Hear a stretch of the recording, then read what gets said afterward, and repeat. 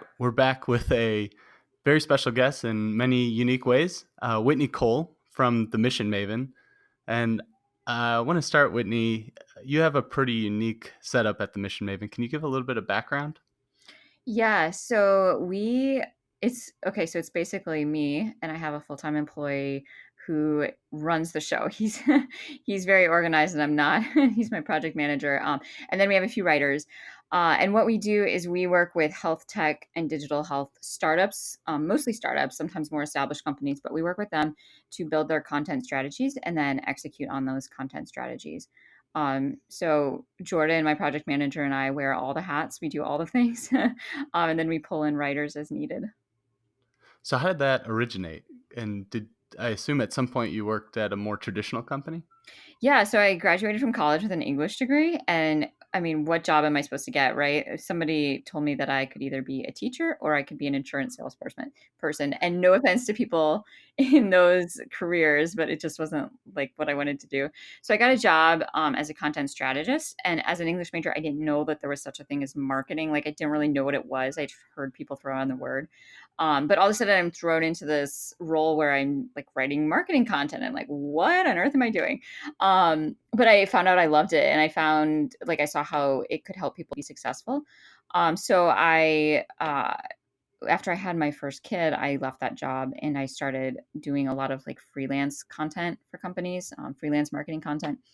Eventually, it turned into I started focusing on startups, and then from there, I started focusing on health tech companies because those were the ones that we just had the like best relationship with. I just had the best relationship with, and it just seemed like I could really connect with their missions. Um, so that's kind of where this that started, and then gradually it turned into this more like consulting and strategy type business. So, what's it like working as a, I don't know, sole proprietor or freelancer? Because I've always wondered that. I've always had a traditional job, and I not having that security is a little bit frightening to me. So I'm interested in your experience. Yeah, so I did have, my husband's income to fall back on. So I think that's important, if you ever do that, like, you need a backup plan, whether it's a savings account, like a really fat savings account, or like a partner, spouse, or someone who if you fail, like, they're there to back you up. I think that's important. And you also have to be, like, confident and know what you're good at and not take any kind of BS from people. So it's really easy to have that employee mindset where the client or whoever you're working for, they know all the answers and you just say, uh-huh, okay, sure, yeah, I'll do that for you. It's important to be the one who is the expert in the thing that you're doing, so whatever that skill is. For us it's marketing, and say, no, we're the ones who know about this is what we need to do, and if we try it and it doesn't work, then we'll try your way. And it's not to say I'm not open to ideas from people. I totally am. But it's just you kind of have to own your side of things as well and not be one of those people who's just kind of like, oh, sure, yeah, I'll do whatever you want me to do. And then you end up like getting into things that you have no idea what you're doing. Yeah, well, they're calling you for your expertise, so Exactly. it's always funny when people call consultants and then pretend they're the I experts. know. Yeah. Um, So how important is reputation and word of mouth? Is that prime? I guess you're a marketer, so it's probably a little bit easier for you to spread the word of what you're accomplishing. But do you find a lot of it is word of mouth and recommendations? I think for me, it's a little bit, it's some of that, and then it's also, like, I just have to practice what I preach and do content and get inbound leads as well. But word of mouth is important, and I think you can take advantage of, social media to kind of do, like, digitally augmented word of mouth, if that makes sense. So, like, getting people to Yeah, talk yeah, about you absolutely. online and that sort of thing. So, it is important, and referrals are important, and reputation, like, making sure you come through and you deliver delightful experiences for your customers. It's all interrelated. So yeah, it is important. So what a client reaches out to you and for the first time and asks you to help put together content for them. What would that process look like? So first of all, we do a call where we qualify them and see if they're actually a good fit for us. We don't want to work with just everybody, if that makes sense. We try to Mhm. be we try to pick people who are the right people for us, and we're the right people for them as well. So what that means for us is that we look for people who have a product that's solving a need. I don't want to ever work with a company that is trying to pigeonhole their product into and try to say, oh, yes, this is valuable, but it doesn't actually solve a need. Especially when it comes to healthcare, that's so important because I think what happens a lot of times is there's this tone deafness where we're saying, oh, yeah, this is going to fix a patient's problem when you haven't ever actually talked to the patient, or this is going to fix the clinician's problem when you've never actually talked to a clinician. So making sure that whoever we're working with is actually a true innovator and is actually solving a need, and then is in the right phase of growth for us.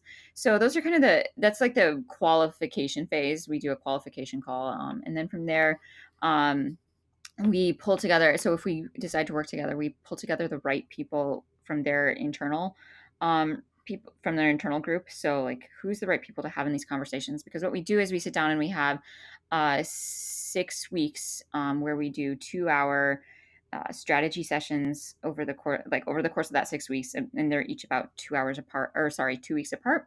So we do three over that 6 week period, where the first one we focus on who is your audience, and we try to learn from the company's perspective who their audience is, because they often have really good insight into it. They may have been making the wrong assumptions and been putting out the wrong marketing message. But they often have a really good idea of who their audience is. So we want to start there. And then in between, before our next strategy session, my team and I go out and we try as much as possible to talk to customers and hear what they're saying. So like, what's their problem? Have they found a solution for it? Like what would make them successful? What would cause failure for them? Like ask those questions. And then the second session that we do with the client, with the health tech startup, is we focus on taking what we learned in that first session and from those conversations, and then turning it into a marketing message that speaks to the value that the customer is getting and sets up the customer as the hero. And then that marketing message informs these, I call them content pillars. Other people call it like content clusters, or I also call it a content tree. And then there's content pillars. So the content tree is like the core marketing messages at the top, and then you have categories of topics underneath, normally somewhere between like 3 and 5 categories. And those are what support your core marketing message. So it could be, you don't want to get into feature function, but it could be some like some value, like the 3 different types of value that your customer gets out of your product, or it could be like the maybe like the 3 results that it drives, that sort of thing. And so then once we figured out that content tree, my team, my project manager, and I go out and we fill in topics. That we then move into their content calendar, and we do like stuff with like keywords and what are people searching for, that sort of thing. But then the last session is where we get like really tactical, and we talk about where is our audience hanging out, how do we reach them, like what are they listening to, are they listening to Brian's podcast, are they watching YouTube videos, like what's the best way to reach them and how do we do that. So that's where we figure out what's the distribution path, where are we putting this content so it gets in front of those customers. So let's take those one by one. Starting with knowing your customers. I think that's I think it's always a challenge to truly know your customers, but I think it's especially difficult in Hmm. healthcare because so often the company that's producing the product doesn't directly interact with the patient. A lot of times there's a doctor in between or a hospital. So how do you, I guess, what are some of the challenges on that prevents companies from knowing their customers? Because it seems like intuitive that you would have to know your customers, but um, it, I recognize it's a pretty big challenge in some cases. Yeah, so I think where it becomes challenging for healthcare is a lot of health tech companies. You do have some that are B2C, but a lot of them, a lot of digital health companies are B2B. And so where it becomes challenging is the person who's buying, like you said, is not always the end user of the product. So sometimes the end user is a patient, sometimes the end user is a clinician, sometimes the end user is someone else in the healthcare system. So you've got to figure out who the buyer is, and then you've got to look at the problems that they have and how you help solve them, and even you've got to like I know we don't want to talk dollars and dollars and cents in healthcare because we want to talk about like making people healthier and that sort of thing. But that's what it comes down to is how are you delivering an ROI for them? How are they seeing either lower costs or how are they seeing like more top line revenue? So you got to figure out what helps them get to that point. And then you also have to look at the user. Like, what are the pain points that the user is struggling with? Um, what are they like what causes the most problems for them, what causes them the most stress, the most worry, what causes them to lose sleep at night, that sort of thing. And then how do we help solve that? What are their goals? What does failure look like? Some of those questions I mentioned earlier. So you've got to figure out the different personas in your target market. So I think it's best to start with what are the market segments we can provide the most value for now. There might be one of them, maybe there's three of them, but figuring out what segments you're going to target first, and then within those segments, what organizations are you targeting? So, are you targeting, like the hospital? Or are you targeting like small, independent like physicians? Who are you targeting? And then figuring out within that target group who in the group needs to be part of this conversation. So, who's the buyer? Sometimes there's an evaluator who's evaluating me and taking me to the buyer, and who's the end user of the product, and creating personas or customer avatars for each of those. Are there any unique points that come with marketing to within the healthcare industry or any sort of particular segment that's particularly challenging to reach that you can think of?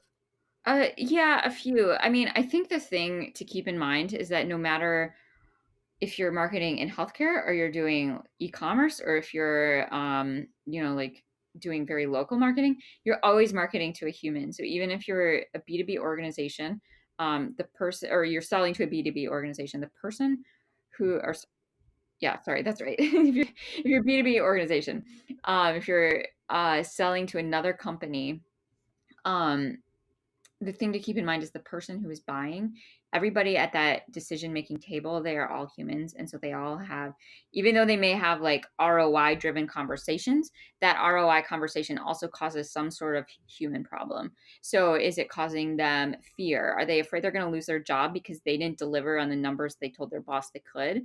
Are they afraid that their team is going to turn over really fast and they're going to spend a lot of money hiring new people all the time because there's just no satisfaction? Like their team is too stressed, that sort of thing. So you just got to figure out, okay, what is the like money problem that they're struggling with, and then what is the human problem they're struggling with? So what's the company problem, what's the human problem? And do you find is there particular channels that that you if you were marketing to someone within the healthcare industry that are particularly relevant, or is it similar to some of the other external industries like retail or something like along those lines? uh it's similar. I think in healthcare there tends to be a lot more stock put in on attending conferences and trade shows, and that applies to different industries as well. But that face-to-face aspect is really important. Um, and then the other thing would be uh, PR is also important as a channel, because the more you get someone else to say how great you are, the better, because then it's not just you saying how great you are. But then I think healthcare companies, a lot of times, not always, but healthcare companies a lot of times need to be focusing on LinkedIn. Sometimes they forget that. Um, but especially in a B2B environment, that's where your customer is. And then Twitter is also important too, as far as like online channels go.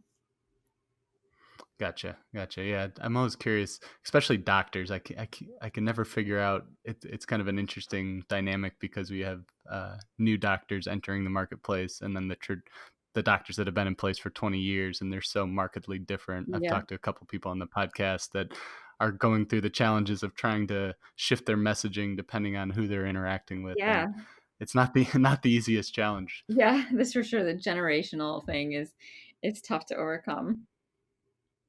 So, is this step in the process, do you always recommend that you talk to the customer directly? And does that usually mean face-to-face interaction?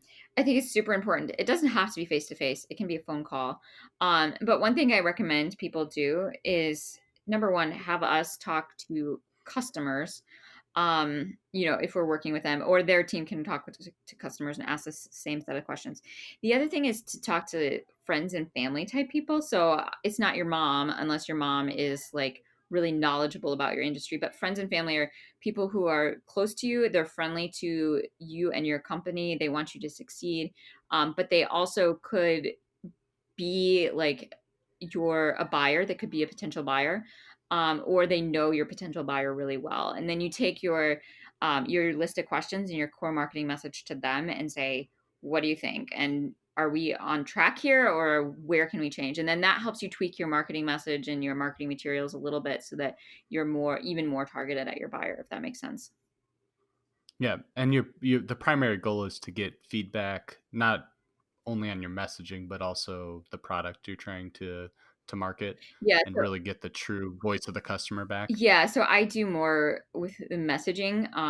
That product, like getting feedback on product, isn't so much in my arena, but I think that's important for product too, because if you're creating this product and there's no need for it, it's not really truly solving a problem, then that's an issue, and you need to get feedback on that. But I think what happens, probably both for product and for marketing messaging, is that you it's easy to make assumptions, and it's easy to think, okay, so I know these 5 facts about doctors, and I know that they struggle with these 6 things. And so then taking that and assuming, okay, so because of this, then that, and your assumption could be totally off track. Yep. Yeah, yeah. I could see that. So when you're the outcome of that first step then is you walk away feeling pretty confident that you have a message put together that's going to be well received by your customer. That's kind of the goal, right? That's the goal. I think it's important to keep in mind that it's iterative. So you're going to go out of the gate and start creating content around this message, but you also need to be willing to change it as you go. So test it, see what's working, see what's not working. Okay. And then so after that, then that second step is it a lot of refinement and taking what you've learned and tweaking the messaging? Yeah, that's absolutely correct. So you want to go out and actually start creating content around this message. And then you can see, is this message resonating? If you're not getting any sort of engagement, it's going to tell you a couple of things. It's going to tell you either you don't have an audience at all, as in, like, you haven't taken the time to build a marketing audience, uh, like on social media or that sort of thing. Or it's going to tell you that, yes, you have an audience, but they don't actually care about this type of content you're putting out. So if that's the case, then you need to go back to your content and refine it and figure out what they need to hear from you and what will grab their attention. And it's also important to remember that it's okay to be provocative. Like, I think sometimes in healthcare, we get so scared of making false claims, which obviously you should not make false claims. And you should be really careful about what you say, but you need to say things in a provocative way that compels people to listen.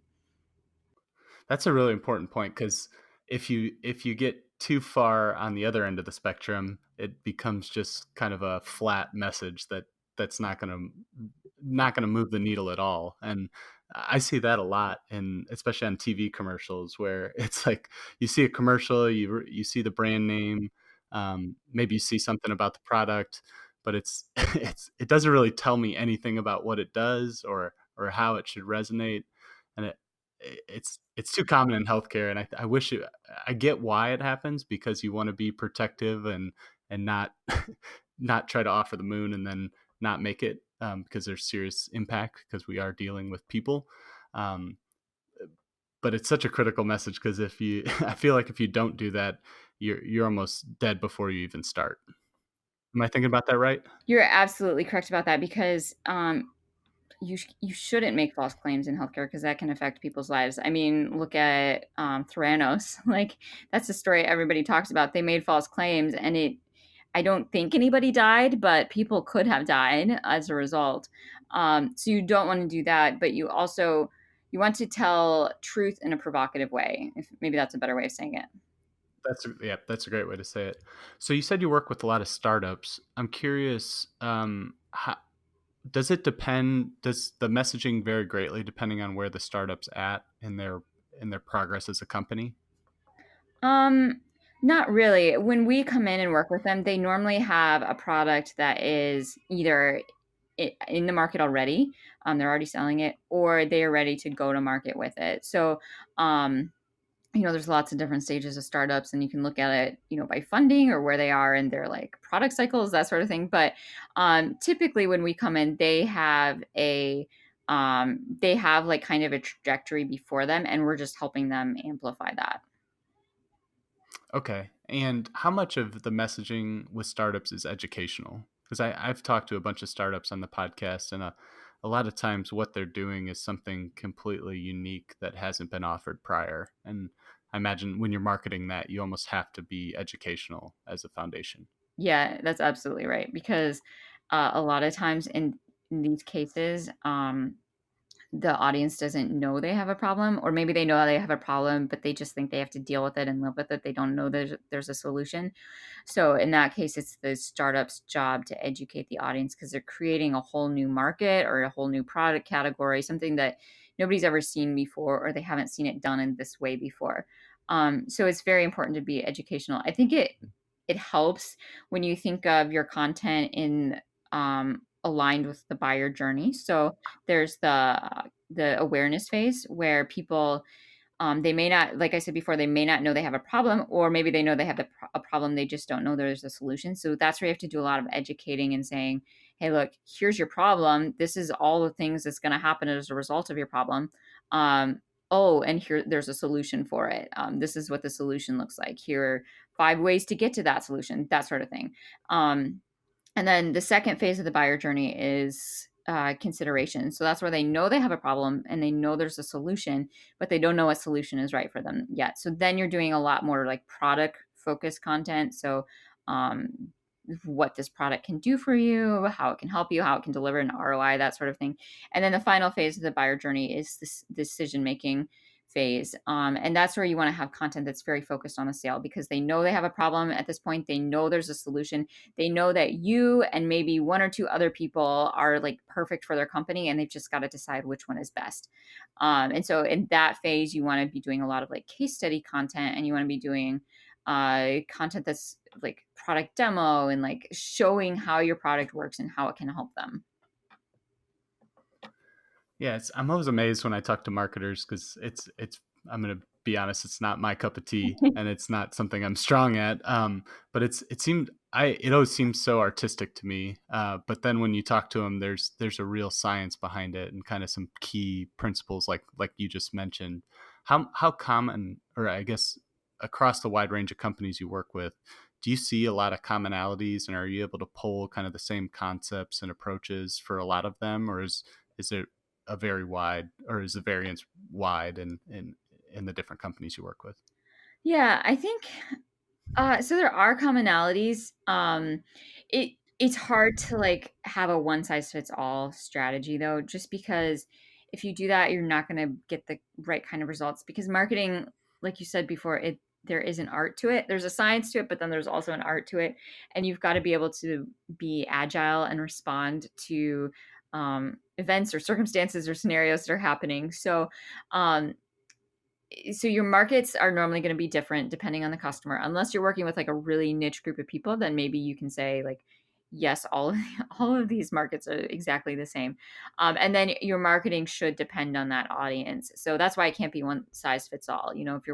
If you have that's why for us it can't be one size fits all because if I'm working with 5 different clients and they have 5 different markets that they're going after, that market is going to tell us what types of content we need to be putting out. Now the formats may be the same, like we might be doing video for everyone, or we might be doing like just written content for a couple of people, but it's also going to determine the channels, like where we put this content. So a patient engagement type company is not going to you're not going to want to get them in the same publications as you would maybe like well, I don't know, maybe those would be the same, like an EHR type of company or something like that. So if there's 2 different like Hmm. product categories, they're not going to be in the same industry journals and you're not going to be trying to get the same types of people to notice you, that sort of thing.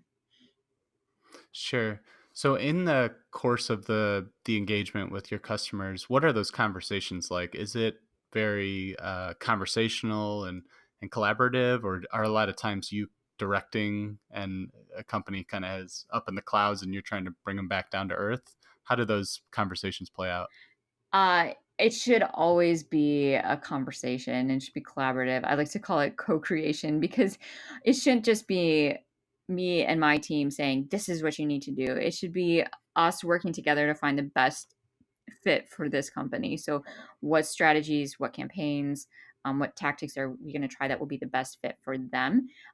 So, it's a lot of listening actually on our end. So, the conversations are me asking a lot of questions and then them responding, and then me taking their responses and um, trying to work that into marketing strategies and campaigns that will work for them.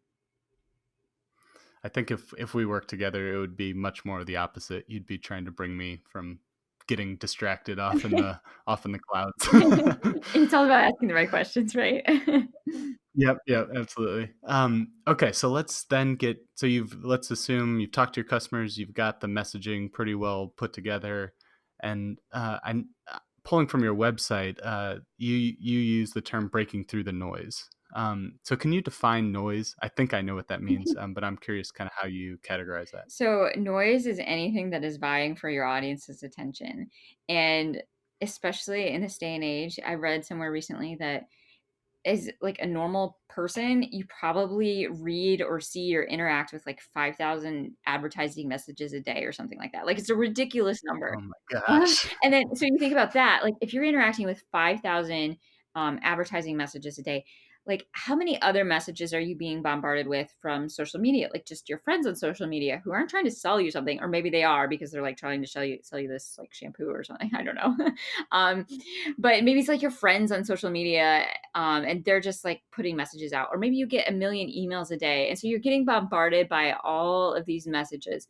So that's where the provocative piece comes in. You've got to be putting messages out that rise above that noise and grab that audience's attention with um, telling them the value you provide, how you solve their problem. And then I also like to think of it as like creating the promised land for them. So maybe they know there's a problem, maybe they know there's a solution, but they may not have any idea what that solution can get them to. They may not know that there's actually a future that's better with your product in it. Yeah, one of the you mentioned the 5,000 advertisements a day. One of the things that has really helped me highlight that is the iPhone when they introduced the screen time Yeah. calculations. That that was pretty scary. I've got it under control now for the most part, but when they first introduced that, I think everyone probably went through similar reaction when they looked at the time, and it's like, holy cow, I spend this much time on it. This is I crazy. know, you're so right. I looked at it, it was like, I didn't think I was spending that much time, and then you try to excuse it like, "Oh, my screen was on, but I was, like, doing something." Yeah. No, it was probably I went through that same conversation with myself. you.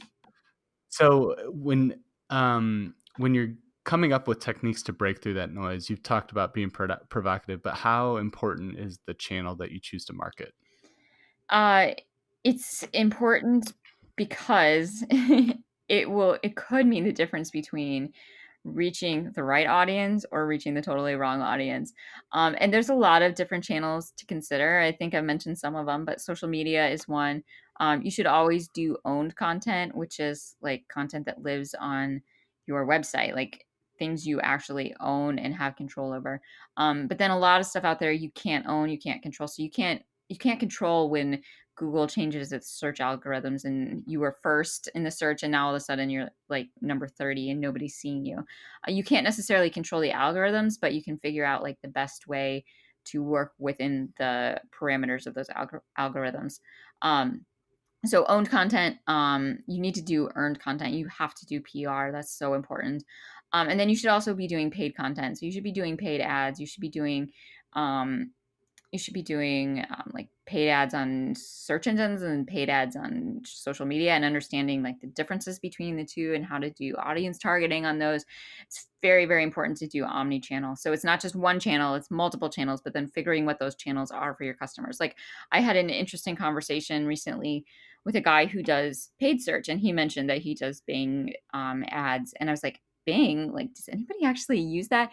But there is a segment of some markets that they use Microsoft products, and so the default browser is Internet Explorer and it goes to Bing, which is the default search engine. So like if that's your target market, yeah, you need to be using Bing. I mean, use Google too, but you need to be using Bing because your people are searching on Bing. That's interesting. Yeah, I haven't used Bing in Oh, I years. don't know if I've I'll ever admit used that. But it. you mentioned earned content. What is that? Earned content is PR. So it's where you're getting mentioned in the media. It could be you get a byline article in the media. It could be someone does a write up on you, that sort of thing. Gotcha.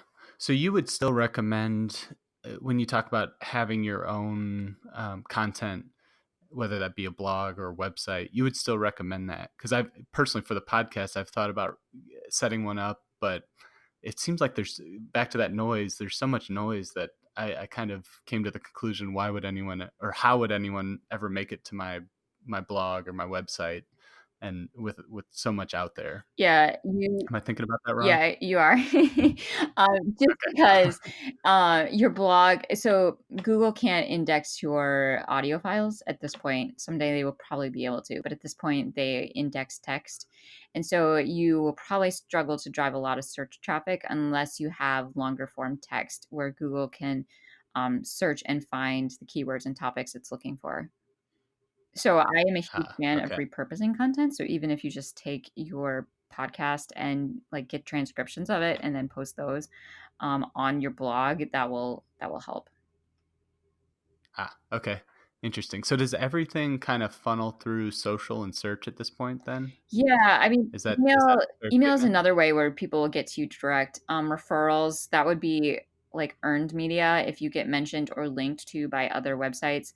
That would be another way. But social and search are kind of the big drivers. And with both of those, you have to like think about why the person is on that platform. So a search engine, the person is on that platform to find an answer to something. So you've got to optimize for the intent of their search. So what are they searching for? On social media channels, it's more a process of discovery.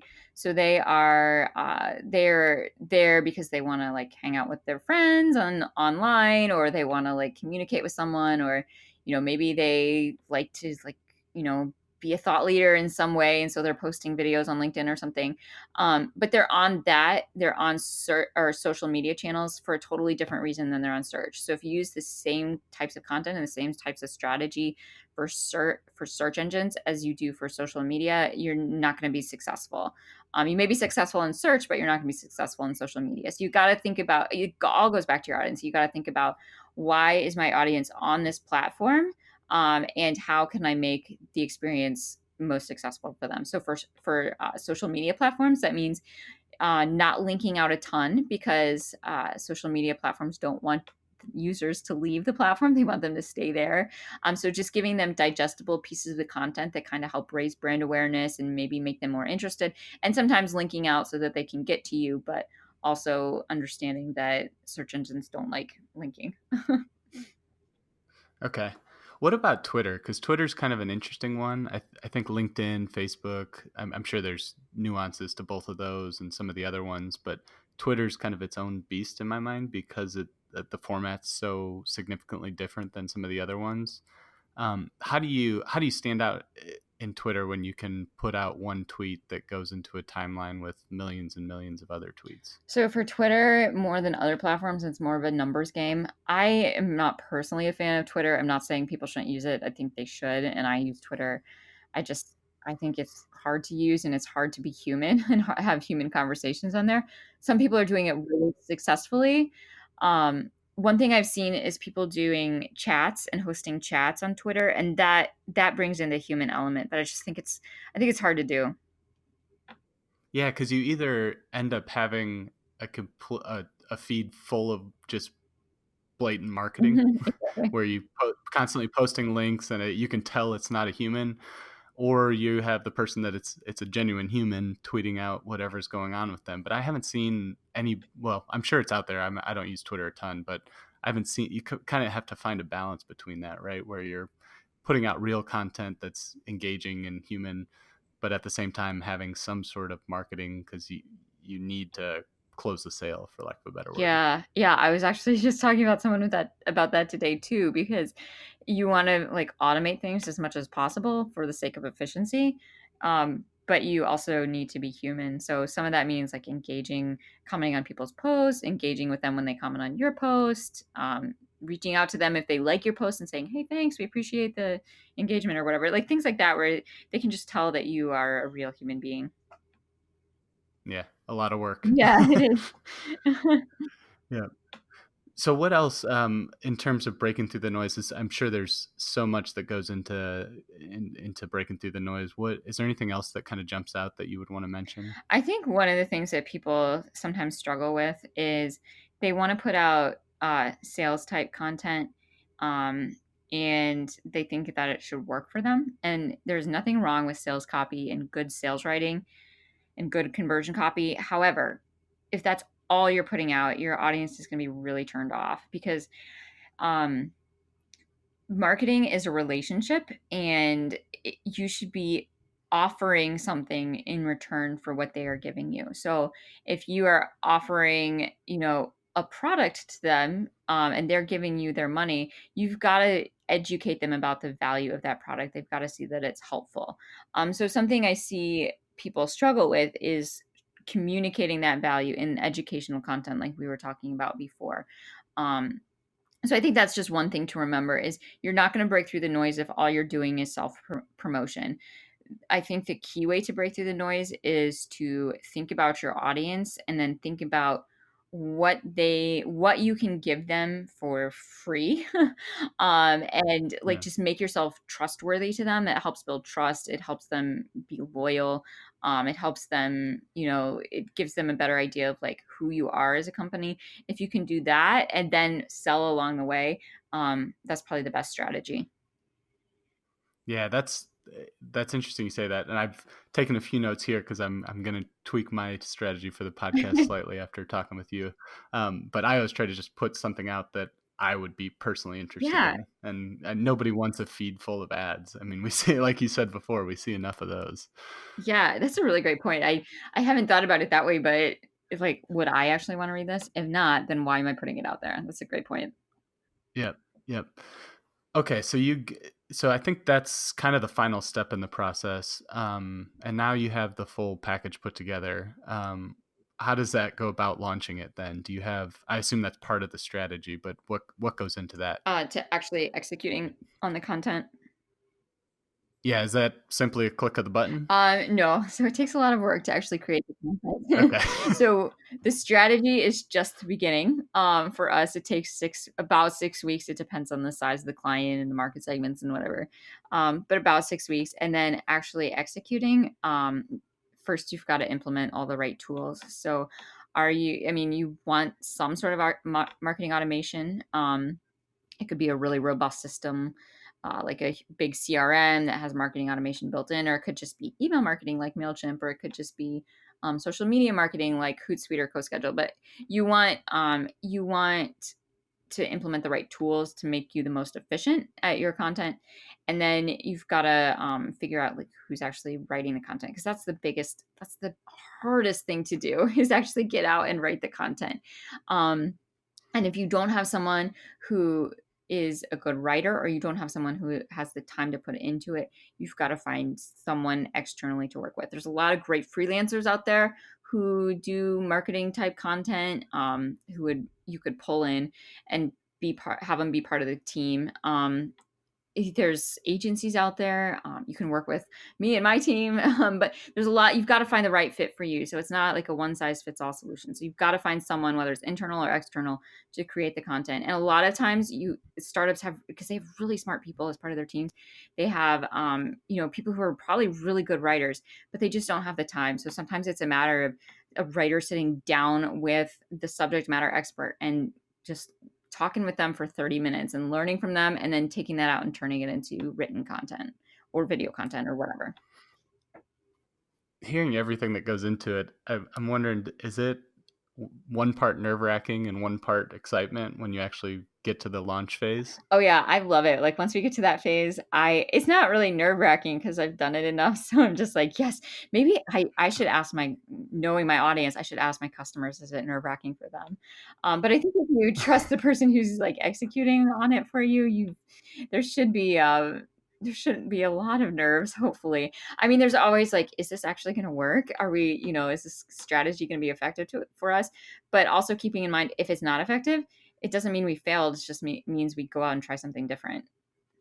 Yeah, I imagine analytics is a huge piece, if not leading up to the launch, but definitely after the launch, where you're tracking and trying to aggregate how the impacts actually being how the impact's actually working on the customer, Yeah, right? so something that's really good to do is, look at what people are actually reading or engaging with, as far as your content goes, and then creating similar types of content for them. And then the other thing that is important to do ongoing is to always be talking to the sales team because marketing a lot of times doesn't always get to talk to the customer.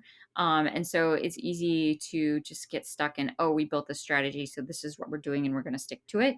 And forget that maybe things need to change. Like maybe the market has changed a little bit and we need to hear from sales and hear what they're hearing from their customer. Sales can actually generate a lot of content for you because they can say, oh, these are the top 5 questions I get from customers, or these are the top 5 problems that our customers say they have. And then you take that and you turn it into blog content and social media content and whatever other types of content you're doing. But always talk to sales. Like I know that's kind of a tangent from your analytics question, but that's something you should be doing ongoing is listening to what sales has to say. That's probably a great point because I'm sure it's really easy. Actually, I know it's easy because I've done a little bit of advertising, and you just click refresh to see how your analytics are working, and if that's the only metric you have, you might get distracted and miss something Yeah. else. Yeah, and you may not hear, like, the new conversations that are happening that outside of your content and your marketing campaigns. Great. Well, thanks so much for walking through the process. It's super interesting to me. Like I said, I'm not in marketing and only have seen it from kind of the outside in. So it's cool to kind of get into it and really see what goes into it. Is there anything we missed throughout the process, or did we cover it pretty well? I think we were pretty thorough here today. I think just I've said it like a million times throughout the episode, but I think people just need to be reminded it all starts with your audience. Like whatever channel you're on, it needs to go back to is my audience there. Whatever your marketing message is, it needs to go back to will my audience actually care about this? Will this actually resonate with them? Will this compel them to listen to me? So everything should go back to the human who inspired you in the first place, whether it's a patient or a clinician or someone else in the healthcare system. That's great. Well, before we go, I wanted to definitely highlight your podcast. I was wondering if you could tell a little bit about that and some of the drivers on why you decided to start it. Yeah, so I host Mission Marketing, and it is a podcast geared at health tech and digital health startups. And what I found was when I first started doing this, I went on a lot of podcasts myself, just to kind of talk about what I was doing. It's kind of like a little podcast tour, and I thought it was super fun. But what I was trying to like find podcasts to target where my audience would be, and I could not find many podcasts that talked about marketing and talked about how marketing relates to these health tech and digital health startups, because there are definitely things you can pull in from other industries that health tech and digital health startups can employ. But then there are other things that they have to consider because healthcare, as you know, is just like its own special place where things are just a little bit different. Its own beast. Yeah. Yeah. So I started that podcast because I felt like there was a need for it. There's not a lot of marketing, even just like written content geared towards health tech and digital health. So that was the reason. I've had a lot of cool guests and I've just made a lot of good friends from it too. It's been fun. That's awesome. Yeah, I can definitely relate because I've had a fun time with my podcast as well, and continue to learn and grow as I'm sure you Yeah. do. Every time I Um, record an interview, I learn something new. Absolutely. Well, great. Any closing thoughts that maybe we didn't cover that you want to highlight? I think we've I think we've I hit a think we lot, have. which is good. People can find me on LinkedIn. I'm super active on there. I'd love to connect with like-minded people, or check out my website. It's www.themissionmaven.com. I have lots of resources and marketing tips and strategies people can try. That's great. I was gonna say if you're a marketer and didn't market your stuff, then Yeah, you I was gotta gonna follow talk to you that, off air, but but you came I through. try not to be Um, too well, thanks marketing again. when I go on podcasts, but Yeah. Yep, yep. Well, thanks so much. I really appreciate the conversation, and look forward to continuing to follow your content that you put out because it's super informative. And I'll include it. I'll include links in the notes of the podcast. And thanks so much again, and we'll be back hopefully soon with another good guest. Thanks, thanks, Whitney. Brian. Bye.